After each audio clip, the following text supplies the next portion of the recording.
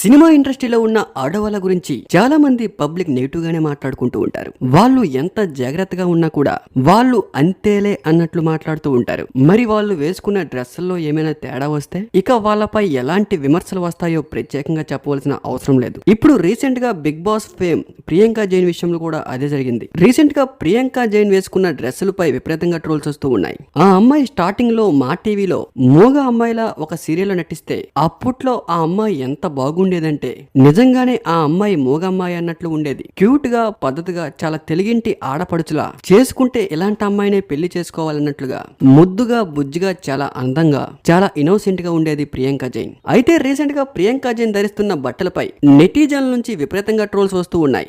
ఎంత ట్రోల్స్ అంటే నెటిజన్లు లిమిట్స్ కూడా క్రాస్ అయ్యే విధంగా వస్తూ ఉన్నాయి ట్రోల్స్. అయితే సినిమా ఇండస్ట్రీలో ఆడపిల్ల ఎంత పద్ధతిగా ఉన్నా కూడా ఇండస్ట్రీలోకి వెళ్ళిన తర్వాత కొన్ని సార్లు ఇలాంటి డ్రెస్సులు వేయాల్సి వస్తుంది. ఎందుకంటే అక్కడ పరిస్థితులు అలా డిమాండ్ చేస్తూ ఉంటాయి. అక్కడ చాలా కాంపిటీషన్ ఎక్కువ.